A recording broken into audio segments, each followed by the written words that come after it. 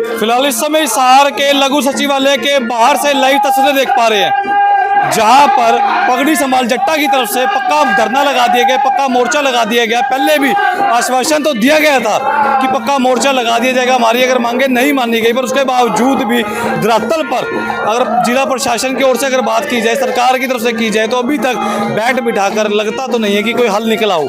ये इस समय लाइव तस्वीर देख पा रहे हैं हिसार के लघु सचिवालय के बाहर से। तो फिलहाल पगड़ी संभाल जट्टा के कुछ लोग मौजूद है, कर लेते हैं बातचीत। भाई साहब नमस्कार। नमस्कार सर परिचय अपना।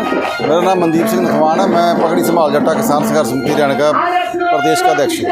सर आपकी तरफ से अगर बात करूँ, पगड़ी संभाल जट्टा की तरफ से पहले भी आश्वासन दिया गया था जिला प्रशासन को, अगर मुआवजा नहीं समय पर मिला तो पक्का मोर्चा लगा दिया गया था, और उस चीज़ पर कभी बातचीत हुई बैठ बिठा के?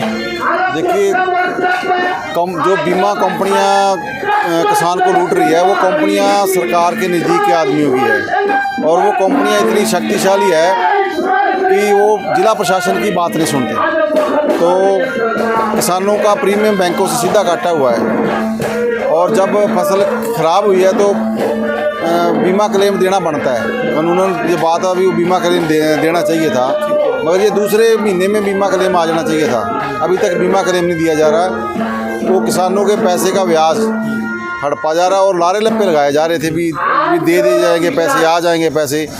और हम 11 जून को एक बड़ा प्रदर्शन किया था, तो उस टाइम भी प्रशासन के पास कोई जवाब नहीं था। अभी तक प्रशासन यही कह रहा है, अभी 35 करोड़ रुपए का दावा कर रहा है, 35 करोड़ बांटे हैं, मगर ये 300 करोड़ से ज़्यादा का मामला है। मतलब अभी 10-15% ही काम होया। यदि इतने लोग बैठे हैं ट्रैक्टर लेके, उसके बाद ये काम शुरू हो पाया। ये बीमा कंपनियों के खिलाफ लड़ाई है। जो फसल मुआवजा हुआ है सरकार के तहसीलदार के खातों में आया हुआ है, अधिकारियों के खाते में आया हुआ है, वो मुआवजा भी नहीं बांटा जा रहा। तो इसलिए ये लड़ाई मान लो किसान की लड़ाई है, और किसान अपने हक के लिए डीसी दफ्तर का कोटिकरी बॉर्डर की तरह यहाँ डेरा लगा के बैठा है। जब तक खातों में बीमा क्लेम नहीं जाएगा, तब तक घर वापसी नहीं होगी। इसी नारे के साथ हम यहाँ बैठे हैं। हम तमाम इलाके के लोगों से भी निवेदन करेंगे कि बीमा कंपनियों की लूट के खिलाफ ये एक लड़ाई शुरू हुई है हिसार ज़िले से, ये पूरे हरियाणा के अंदर हम लेके जाएंगे। तो सरकार अभी लठ में जा रही है किसानों के ऊपर। शाहबाद के आपने देखा होगा, शाहबाद के अंदर MSP मांगने पर लाठी का प्रयोग किया गया, किसानों को जेल के अंदर बंद किया गया। रात हम 1 बजे वापस आए, वहीं थे हम। तो मान लो हरियाणा के अंदर है जो सरकार है, वो किसान के खिलाफ कहीं ना कहीं नज़र आ रही है।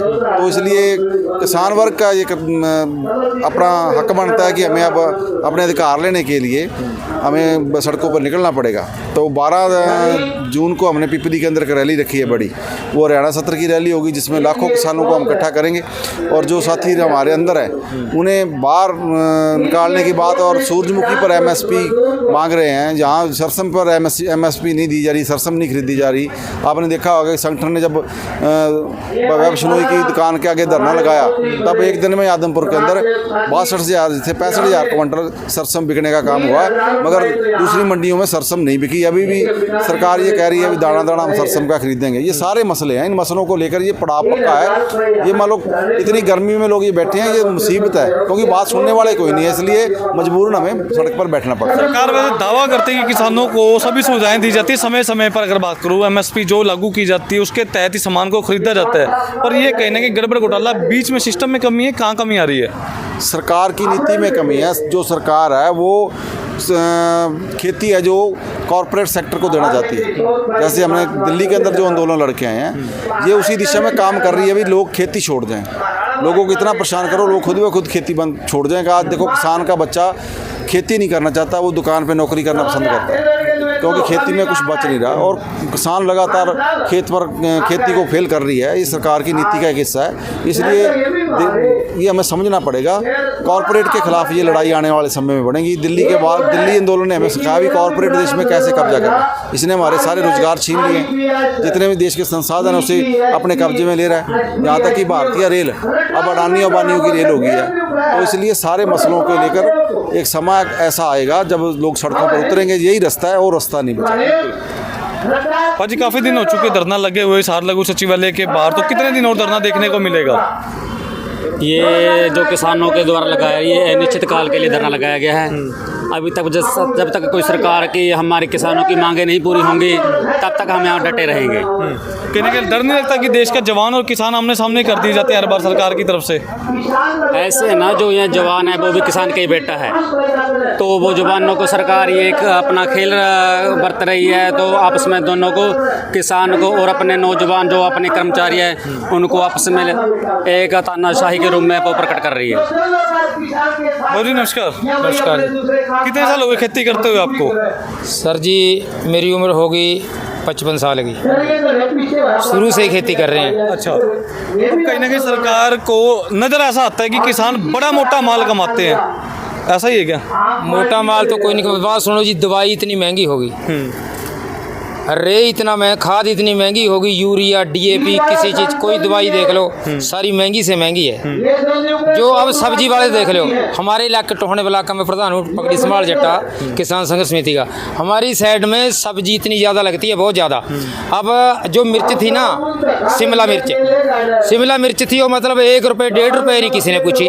एक मेरे अपने परिवार के भी उसने 3 किले शिमला मिर्च के लगा दिए, 3 किले लगा दिए, उसके बीच से मतलब एक दिन उसने 2 ओली तोड़ी, 2 ओली के बीच से एक ट्राली भर गई और 100 लिफाफे हुए, सिर्फ 10 रुपये का लिफाफा बिका।